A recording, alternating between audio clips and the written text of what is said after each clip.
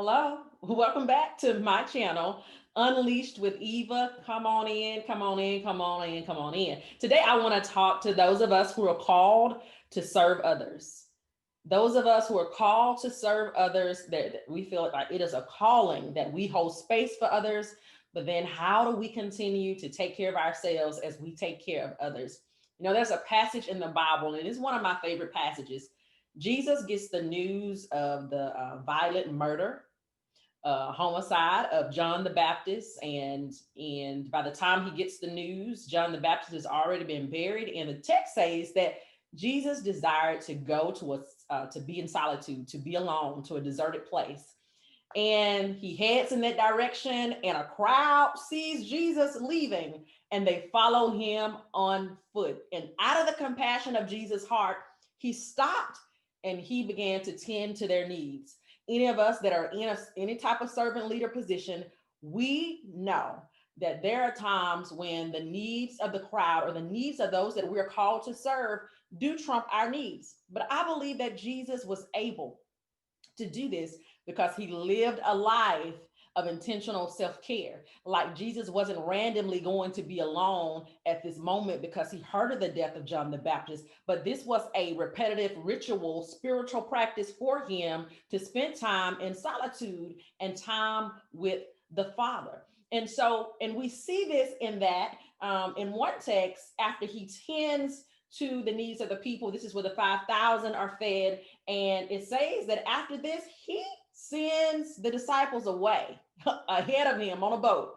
And he goes to spend time alone because I believe this was a discipline for Jesus. It is one thing to get a call, it is one thing to get tugged on when you have not been consistently tending to your needs. But when you have been consistent, it's a little bit easier to say, you know what, I feel this compassion in me. Let me serve those that I am called to serve. And I want to encourage those of us who are called to serve others that we can take care of ourselves at the same time while taking care of others, not at the same time per se in physical time and space, but that we live a life that allows us to take care of ourselves. And sometimes we have to be very intentional about building that life. Many of us who are in servant leaders positions are empaths, what therapists would call empaths, meaning that we can take on the emotional energy, the emotions of others. Somebody can walk into a room that's down and we feel it, and we begin to feel it in our own body through our own vessel, right? And that's fine as long as we're holding space for them. But after that time is done, after that time is over, how do you release that energy? What are your ways of releasing foreign energy from your body? I really want you to think about that, because when we keep somebody else's energy and they're long gone from our space, at that point we're beginning to take on their situation more than what we are literally called to do. We may be called to go help another person, but we have not released their energy from earlier. And so I know that many of us are positioned to care for, to listen to, and to walk with others. But if you're an empath, it can be a great tool to help you connect with others. But without the proper boundaries, it can be a nightmare. It can be a nightmare. And so I highly encourage all of you who are called to take care of others to increase your spiritual practice.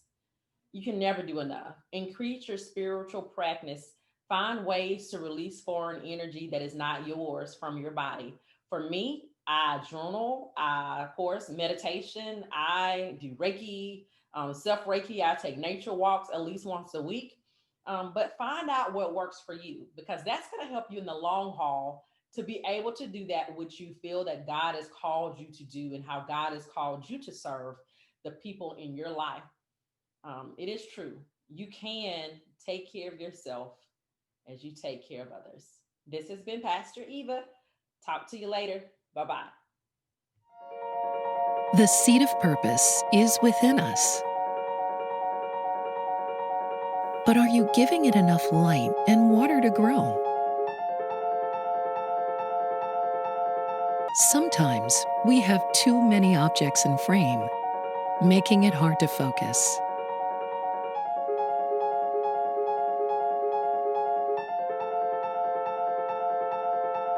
We let detrimental relationships get in the way. Or we leave our joy out to be stolen by comparing our lives to what we see on our phone screens. Who are you? Why are you here? These are the questions the Creator wants to help us answer. On our self-discovery journey to finding our purpose, God leaves us clues, breadcrumbs. If we can silence the noise and take a closer look at our lives, our relationships, our gifts, we'll see they're all breadcrumbs leading us like the North Star to our purpose.